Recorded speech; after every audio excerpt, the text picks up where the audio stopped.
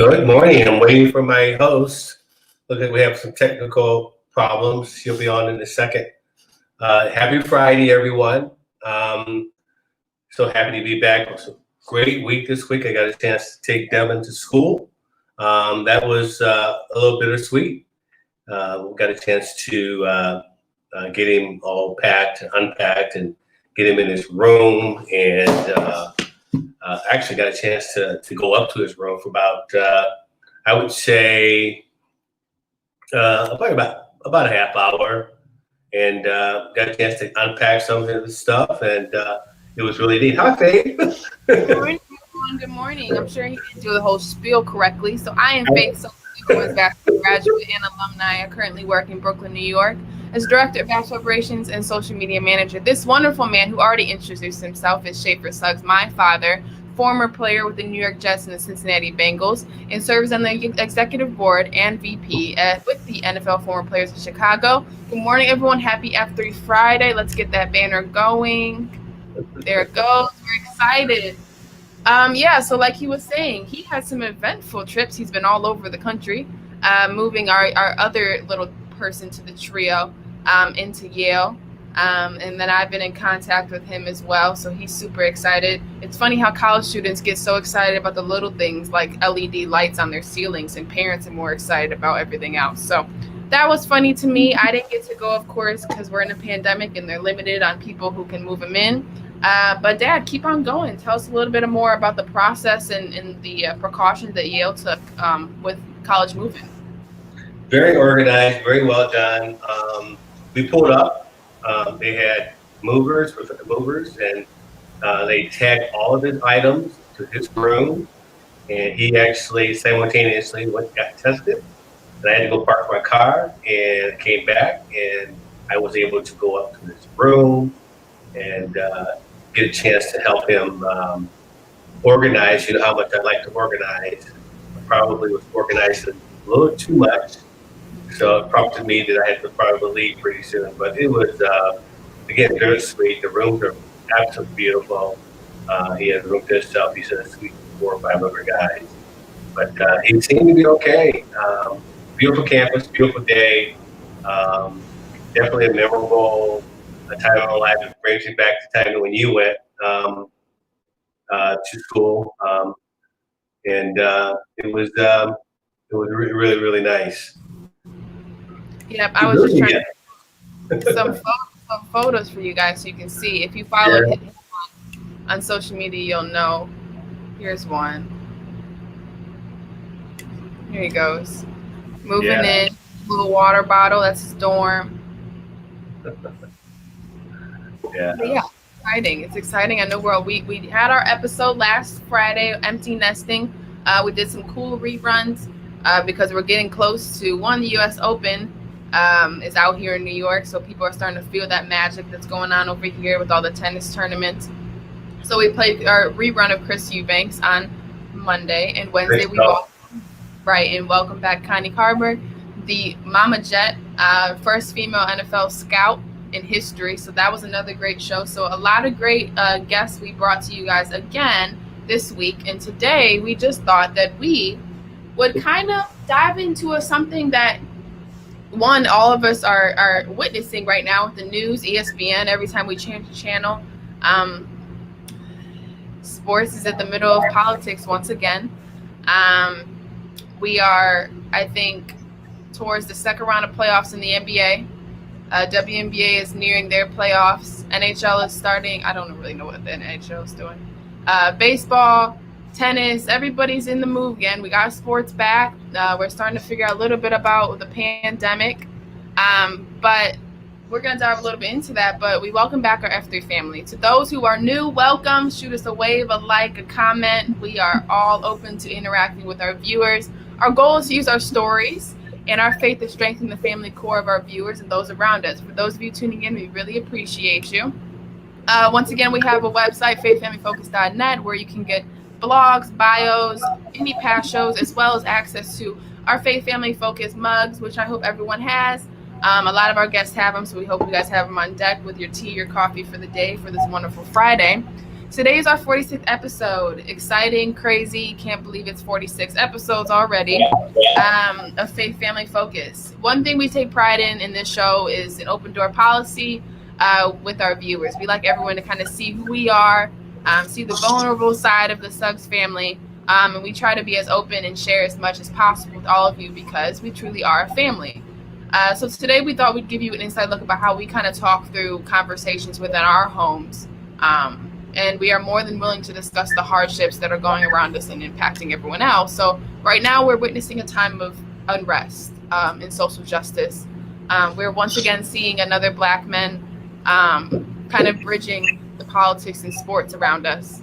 On August 23rd, a Black man, Jacob Blake, was shot 7 times in the back in front of his 3 children. He's in critical condition, and he's paralyzed as of right now. He is, I learned this morning, handcuffed to his bed. They handcuffed a paralyzed man to his bed. I see you guys all coming in. Thank you for joining us. Today's going to be an awesome show. But yeah, so only months after the fatal killing of George Floyd, we are once again faced with another visual aggressive act between police and people of color. In the wake of an election, Black Lives Matter movement, the pandemic, sports, we're still witnessing all of this. So it's a little crazy, Dad. I mean, what are your initial thoughts? Well, I was a little busy moving. You kind of brought me up to speed. I think it happened on my way to Yale, and when we were looking for a topic for the week, you shared with me that this would be a really good topic to at least talk through. You always have a very good perspective on it, and I'm glad we waited a couple of days before we had the show, because I got a chance to listen to some really powerful videos. It was Chris Webber. I got a chance to listen to Doc Rivers. I saw Kenny Smith. Just kind of was able to kind of process everything, that has been going on over the last couple of days. It kind of brings us back to obviously the Floyd situation, but it's full circle. And I like what Chris Webber said, "If not now, when?" And we're in a time of impact, and there's obviously got to be some better lens, a better level of acknowledgement, a better level of acceptance that this is continuing to happen. And I am so proud of the athletes who is using this as a platform to share their voice, and just really proud of what I saw. I mean, I know the NBA, the WNBA, some of the major league teams decided to pause for a couple of days. Milwaukee Bucks were the first to speak out, but these young men, young women, have taken a really powerful stance on this narrative, and I'm just I'm just so proud of the young generation, and you are one of them. So, yeah. Right. So, like you touched on a little bit, Wednesday evening, the NBA Milwaukee Bucks were the first to say they were not going to play tonight, with the Orlando Magic agreeing, and soon following were the rest of the 17 to 13 teams in the NBA bubble. That same night, WNBA as well, who also leads this protest, decided that they were not going to play their games tonight, as well as the games following the next day. MLB as well. Naomi Osaka said that she no longer will play the rest of her tournament. We had her quote up here, as you can see, which is major because she is the top female tennis player as of right now. And this all happened on the 4-year anniversary of the first day Colin Kaepernick kneeled in the NFL game. So we're starting to see something 4 years later. We're starting to see the fight. We're starting to see the continuous on of the protest, of the movement. It's inspiring, but it's also one thing that I struggled with, and I think that what I want to talk about today a little bit is kind of give the inside look and lens, like you said, to the frustration, to the confusion. One of the things I struggled with and was extremely emotional with for 2 days before I presented this topic to you was that you see that we have been doing so much work. We have Black Lives Matter on every jersey. We have voices. We have constant fighting for Breonna Taylor, George Floyd. I mean, there's an immediate reaction from when George Floyd had died, had been murdered, to sports now, and it's a visual, and people are working so hard, and we're trying to make the movement happen. And then no matter what, this happens, right? And a man is still shot 7 times in the back in front of his kids, his little boys. It's confusing. It's frustrating. The black race, I can understand completely. I mean, that's what people need to understand is what for me it was hard. Is like, how do I not give up? How do you not just kind of give in to be like, this is just what it is, right? This is just what the truth is. There's no change that'll probably happen because we've been fighting, being our head against the wall, and no matter what, change isn't happening because we're opening the eyes, but people are still getting killed. People are still being shot in the back for opening a car door. I just, it's frustrating, and I think that's one of my initial feelings, my initial thoughts through it all. And it was hard for me to kind of see their boycotting, seeing this. I said, wow, that's great in unity. But at first I was like, we did all this already, right? We did all this already.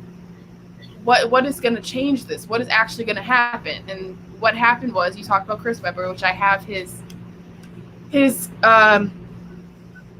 conversation here where I'll play with you guys. And this changed my perspective a lot. Reported that 4 years ago today, in a preseason game in Wisconsin, Kaepernick first took a knee. No, this has never happened before, but I'm sure that Dr. Harry Edwards, Dr. John Carlos, Arthur Ashe, Jackie Robinson, and others have been praying for this day. Shout out to Kenny that walked off. I wanted to have a voice in here because I feel like we only have the same couple voices talking during these times. So it's very important for me to come over here. I keep hearing the question like, what's next? What's next? Well, you got to plan what's next. You have to figure out what's next. I'm very proud of the players. I don't know the next steps. Don't really care what the next steps are because the first steps are to garner attention. And they have everybody's attention around the world right now. Then leadership and others will get together and decide the next steps. So we know it won't end tomorrow. We know that there's been 1 million marches and nothing will change tomorrow. We know vote. We keep hearing vote. Everybody vote. But I'm here to speak for those that are always marginalized. Those that live in these neighborhoods where we preach and tell them to vote and walk away. Charles Barkley came to my high school. Just seeing him in the locker room, seeing his hands and his body, that inspired me. You can't see something, you can't be something until you see it.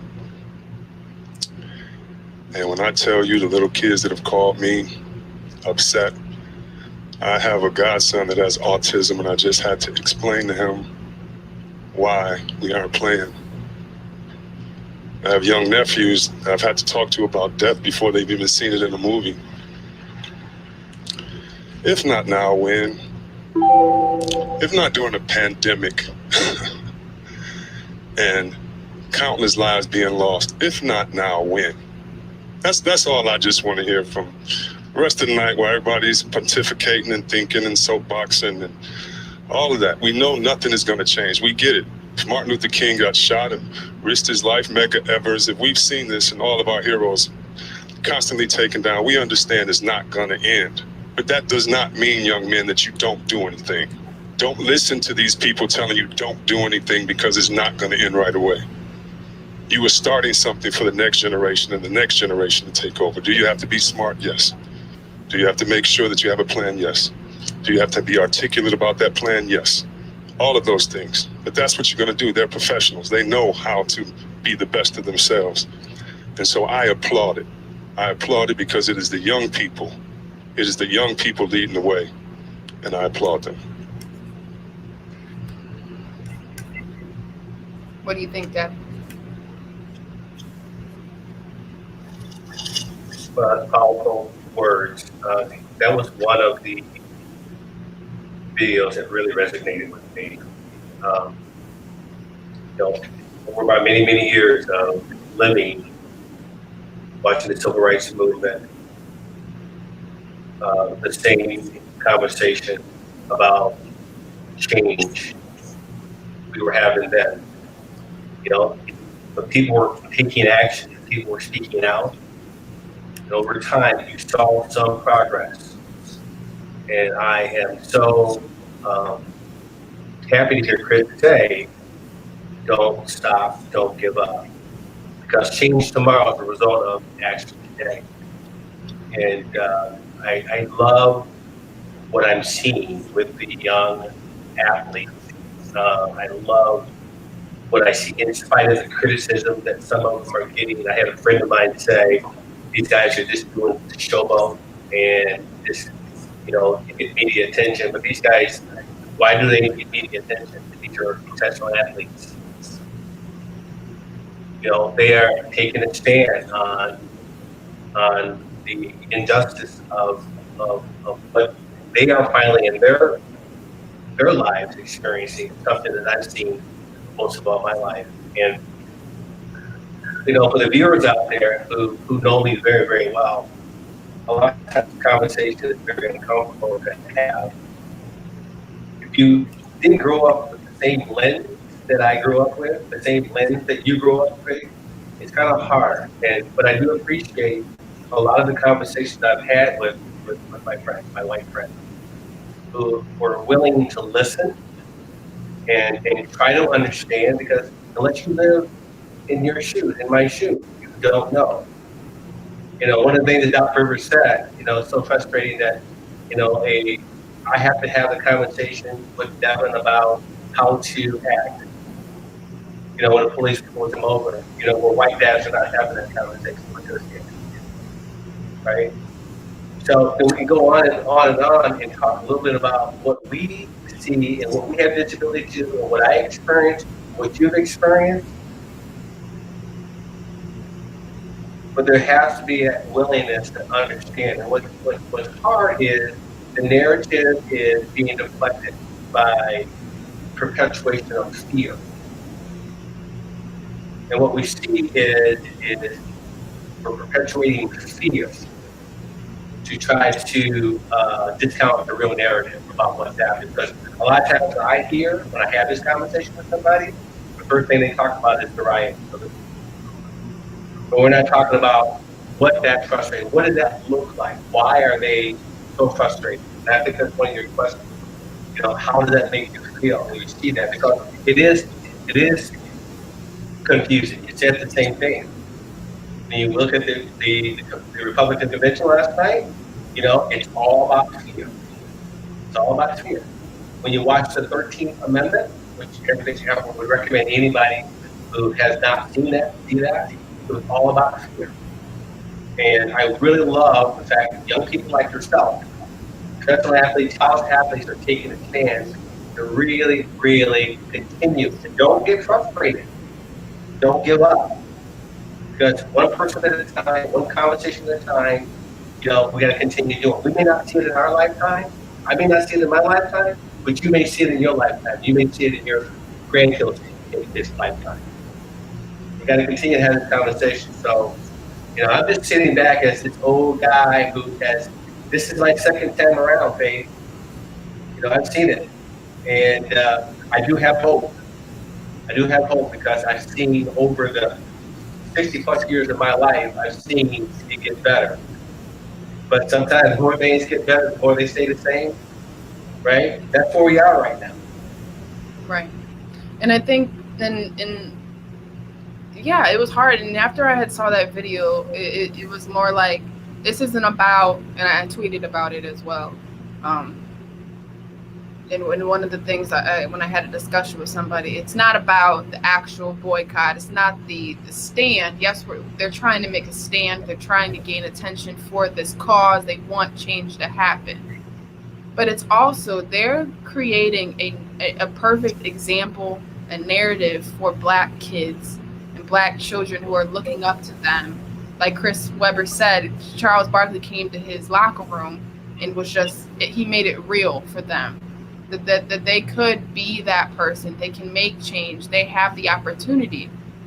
And that's what a lot of people don't understand is these kids are already 10 feet behind the starting line and they don't have accessibility or visibility to these people. So when people like LeBron James and Naomi Osaka, Serena Williams, and more are putting on these great examples of fighting for them and fighting for their rights and fighting for their opportunities in the future, that is so powerful and important to these kids. And so we talk about, I know you had a discussion with someone, it was they're showboating.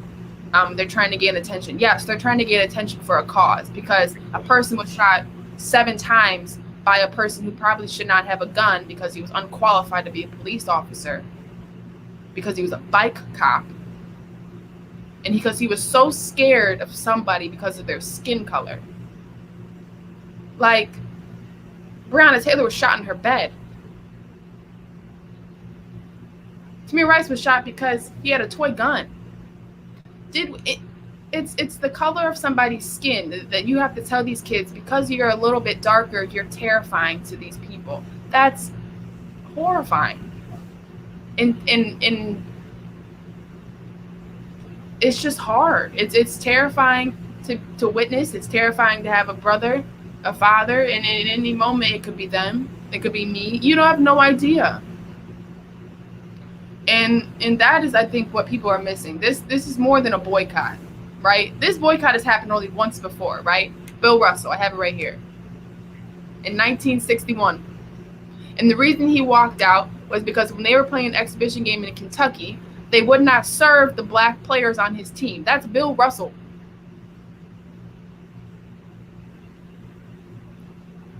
This really isn't changing. I'm sure a lot of us have been to Kentucky, and we know. This is so much bigger than the boycott. This is so much bigger than the sports. This is showing that these people, these kids, these athletes are playing this sport because they love. But they're willing to give up their paycheck. They're willing to give up the thing they love to fight for something more, which is their life and the lives of others who look like them. And that is what I'm seeing. And that is why I was so inspired by what Chris Webber said. And when Kenny the Jet walked off the set, and LeBron James and other athletes are now putting together a coalition to try to gain money to give back to people so that these kids learn to vote, can have accessibility to education.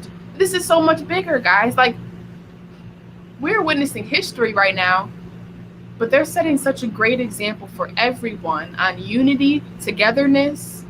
They're organized. They have the Milwaukee Bucks, the moment they postponed the game, they boycotted the game, they were on the phone with the district attorney in Milwaukee. They were on the phone with the people in Kenosha. They were talking. They said, what can we do to get this pushed forward? What can we do to change, make something happen? What can we do? Because I know you have a lot of things on your hands. And that was my thing, Dad. What do you think about the boycott? Initially, they were not going to play. And now we know the Lakers and the Clippers are not playing the rest of the season, which is huge because the Lakers and the Clippers were who we were debating on who was going to win the NBA season, right? Lakers and the Clippers will not be returning to the bubble. They will not be playing.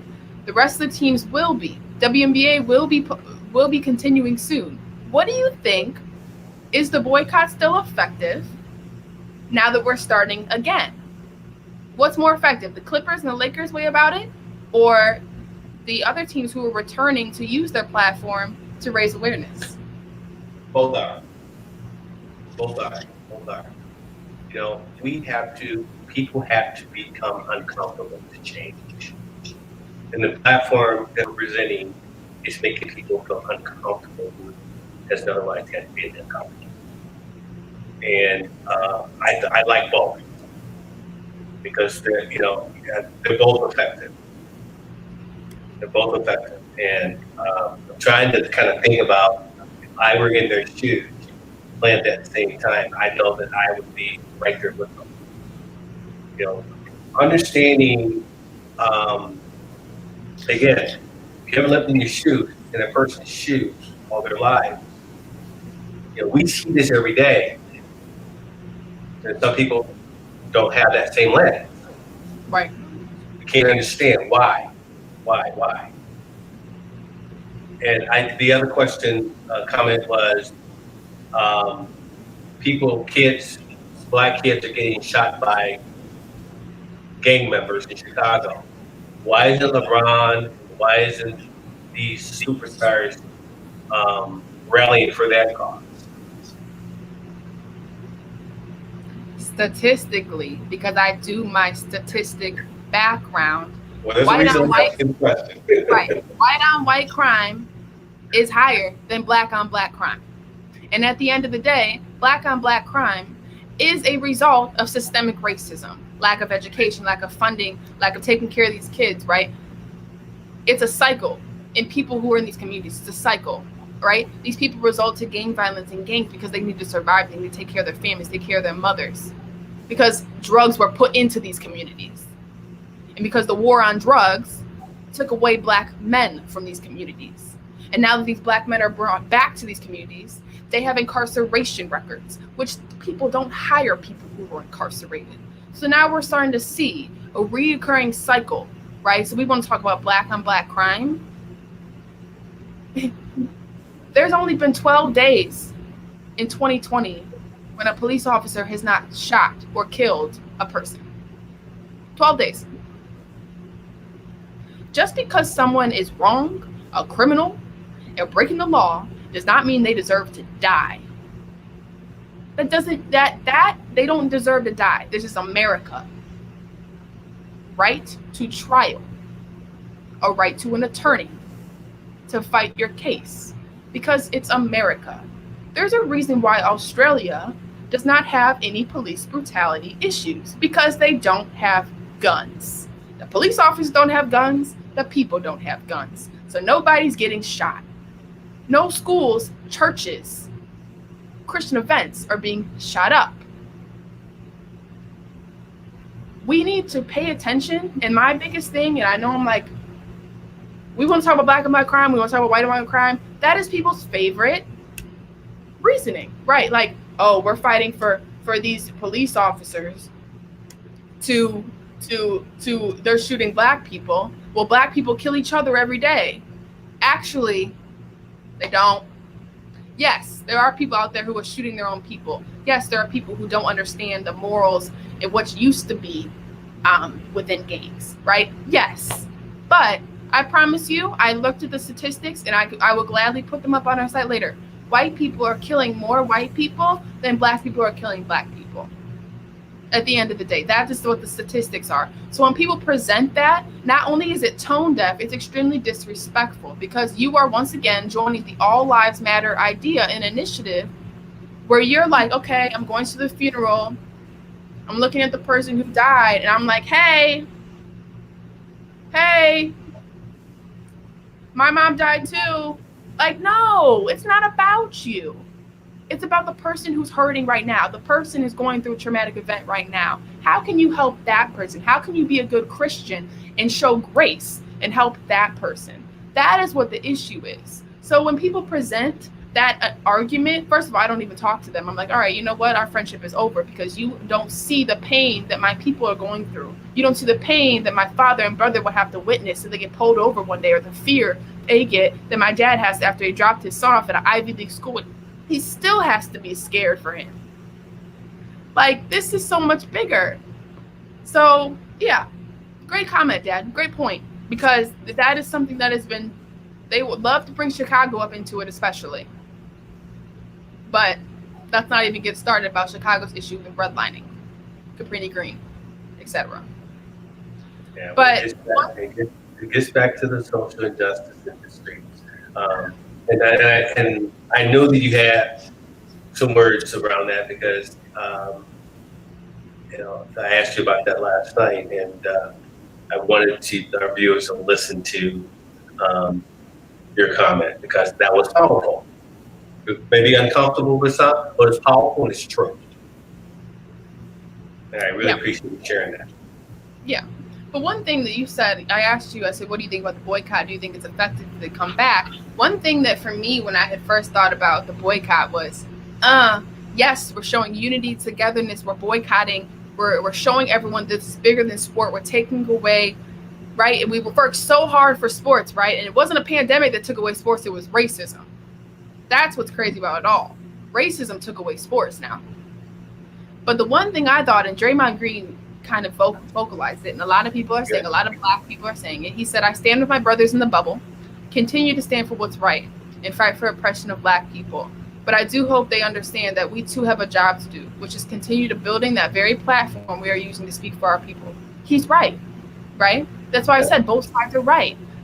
Black people in the WNBA, MLB, etc., right, have a great platform because everybody's eyes are on them every night in that bubble. Everybody's eyes are on them, right? So they have a right. The back of their jerseys have.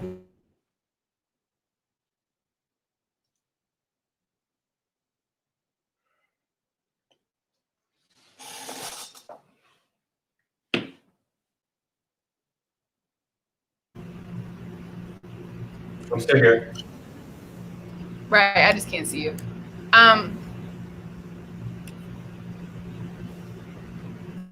Go ahead. Yeah.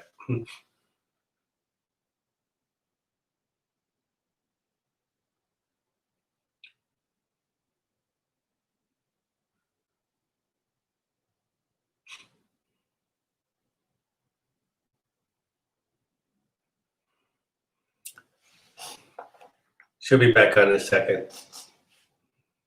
Little connection issues. A powerful topic. Powerful topic. Here she comes. Right. So like I was saying, I agree with Draymond Green on that point because both platforms are beautiful. These athletes, and that's what's so wonderful about athletes in general is they have the opportunity to use their voice and use their skill and their talent to open the doors for other people who aren't as fortunate to have that platform, that visibility to the world, right? And I think that you boycott, you're doing the right thing. You don't boycott, you're doing the right thing because at the end of the day, black people win on both sides of it because you have already gotten to a place in society where all the eyes on you and you have such a strong voice and strong talent that people will listen to you. And that is what's so wonderful about it.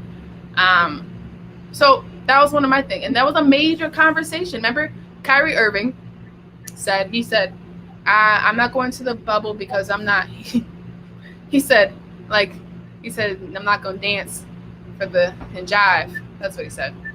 And black people know what he means. But was he wrong? I don't know. It's his opinion. So Muhammad Ali. Yeah. Okay.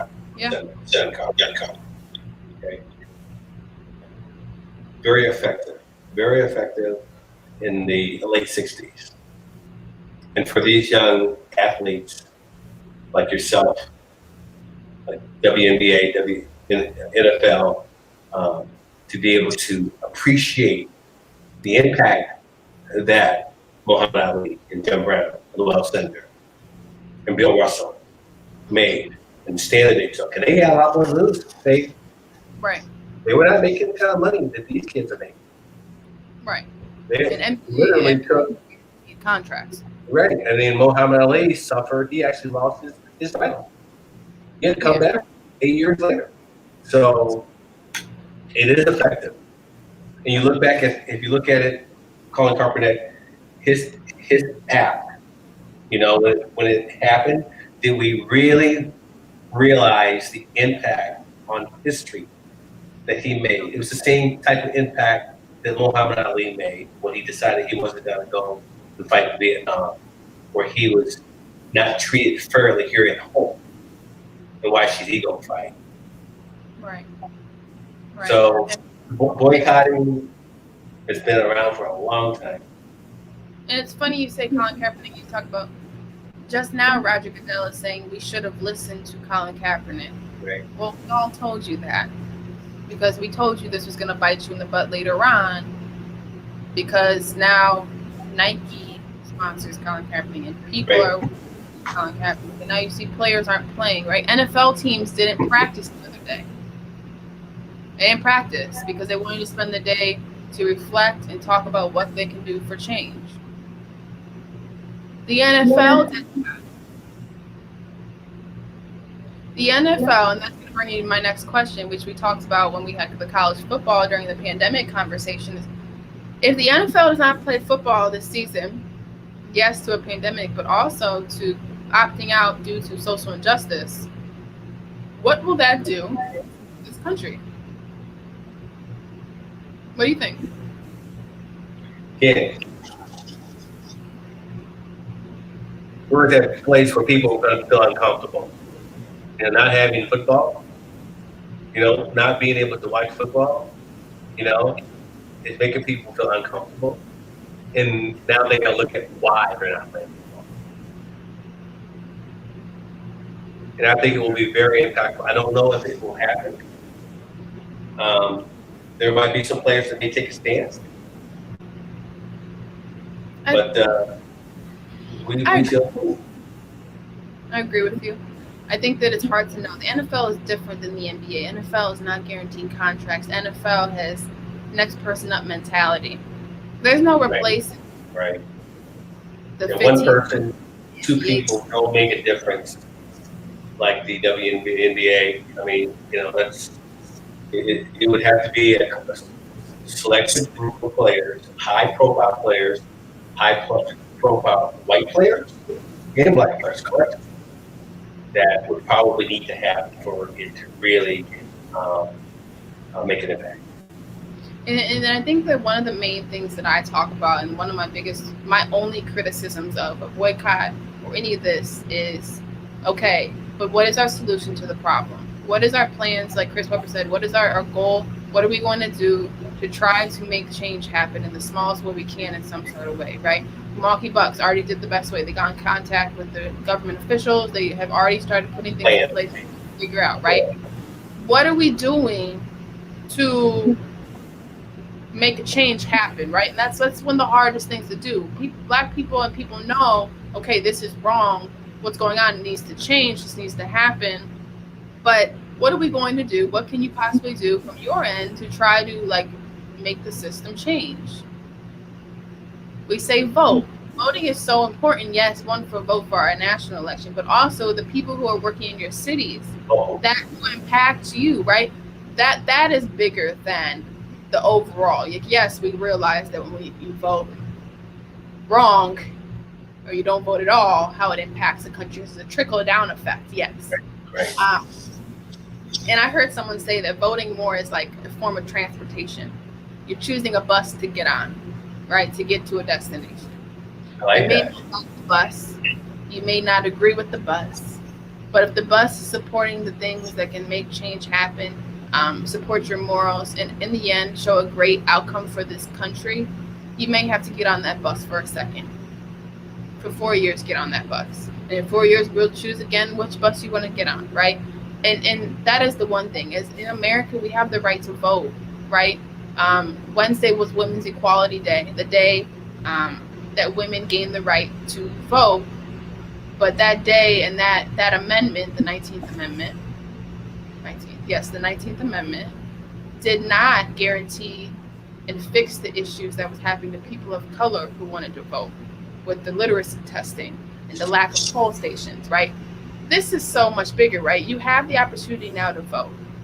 As we can see, it's getting harder and harder, but to do your research and try to figure out what you can do to make change happen, that is so important. That is what these boycotts, it's not just showing that this is bigger than sport, it's just making people look inside and be like, hey, I need to register to vote. Hey, I need to do this. I need to open my eyes and start reading more, listening more, watching more on what's going on around me. I think that is what this impact is. It's bigger than just, we're not going to play because we want to fix this. They're kind of just stopping the world. And because they're stopping the world, and we're hitting the pause button again on sports, even though we're already still on a pause button due to a pandemic, this pause button is giving people the opportunity to kind of really educate themselves on what they can do personally to try to make change happen, try to level the playing field for people who have been discriminated against for years and years. Right. So we don't think, it's like, you hear the narrative about, it happened before me, it happened before my time. mhm. I'm not going to be blamed for the things that happened. We need to move forward, right? But you bought the house. You go in the house, and the house needs to be fixed. Yep. Okay? We need to fix it. It's your house, you need to fix it. And that's where it starts. Everyone needs to work on starting fixing this. Whether it's the plumbing, it needs to be fixed. Take responsibility, because now it's your house. Yeah. Right, it's our house. White and black, it's our house. It needs to be fixed. Yeah. Yeah. And I just want to know, when we speak a lot about our Christianity and our religion and the things in our relationship with God, I just want to know, and like I said earlier, the definition of grace is loving people and forgiving people and understanding people the way God would treat you, would want God to treat you. And I want to know, a lot of people in this world think that they're doing enough by just reading and like trying to educate themselves. Do more. Find out how you can do more. Instead of talk, listen. Right? You have had many conversations with people that I would have never had conversations with. And I know, because you are like the bridge between so many people, but you tell me a lot of things. There's just so much ignorance and lack of education on this topic for a lot of people. And that's an issue, because we're at the point now where everyone should be on the same page. Right. Well, you choose. And I think that comes from your grandmother, to be transcendable. And sometimes, you come my way 50%, I come your way 50%. Yep. But I think in order to make a change, sometimes you got to go 75%. Yeah. You might have to go, and you'll be surprised. Maybe some of the perceptions, the racism, the perceptions, the prejudice, and I've seen it in my lifetime. Some of my friends, that you just, by having that conversation with them about your life and articulate it with grace, you find that you change a heart. And then, like you said, we're all God's kids. We're all born the same heart, right? And I think, everybody has some good syndrome. Unfortunately, some people just are so fearful. I think it's a disease. The first part of a disease, the beginning is acceptance. That you have that disease, acknowledgement. And so that's why I have been able to do that. I have very seldom had conversations with somebody and go, you know what, we need to stop talking. Okay, I may say, okay, I'm going to refer that person to maybe the 13th Amendment. Well, I'm going to refer that person, but I won't look back with that person. Because that's the stuff that we have to do. We can't give up the conversation. And I don't care if the person is wearing a coat over their head. I mean, they got to take that coat off. You can still have that conversation. It may not change them, but you've got to have that conversation. Yeah. And I think with that being said, that's where it starts. Yeah. And I think that all the stuff that's going on in the last 2 days, and we do know that the games will resume, but for most teams, but this boycott, this attention to detail is sparking those conversations. Yeah. And it's making people talk again, because we went through this with George Floyd, and it kind of tapered off a little bit, like it always does. But we have visibility to people trying to add more. And I remember I told you this. I said, what happened? They were like changing all like certain rules, and like we switched names of football teams. And I was like, this is great, but like, what are we doing to fix the government, to fix the Constitution that was written by people who owned slaves. What are we going to do to try to constantly evolve this country so it can be great for everyone? Right? That's the key. Like, I just can't help but understand, like, all these other countries are doing all right. Right? Like, yes, there's still racism, but they're out and about. They are solving their pandemic. They are, right? We have an issue in this country where we are supposed to be advanced. We're supposed to be a first world country. We're a first world country with third world personality. We have a lot of things we need to fix, and I think that starts with the youth. And the youth is now able to see, and they have visibility to people fighting for their rights, fighting for equality, fighting for a change, because change needs to happen. And change doesn't mean like completely disregard. People don't understand when people say dismantle the police, they're not saying get rid of the police completely. What they're saying is, one, take away a lot of the money. There should be reasons why New York City has 800 tanks in New York City on an island. It's an island, right? Tanks can't even go anywhere on an island. It's water. That's what I don't understand. I don't understand. What are we doing? What are we doing? Like, put this money into education. We have virtual learning right now. A lot of kids can't afford Wi-Fi. A lot of kids don't have laptops. Like, we have so much stuff we can do and fix and try to help everybody from top to bottom. But it starts with trying to start to see that maybe we should start redirecting some funds and things towards things to help others. Because right now in the cycle, there's people who can't afford things and they'll continue to not be able to afford things. There's people who can't afford things and they'll continue to afford things. And that is a cycle you can't really get out of when you are the person who can't afford things. That right there, and I can promise you this, that people who can't afford things pretty much all look the same. So this is bigger than sports. This is bigger than politics. This is dismantling and fixing a system that has been broken for years and years. And creating allies and discussions and conversations with people who don't understand. Now they and loving people and love thy neighbor, right?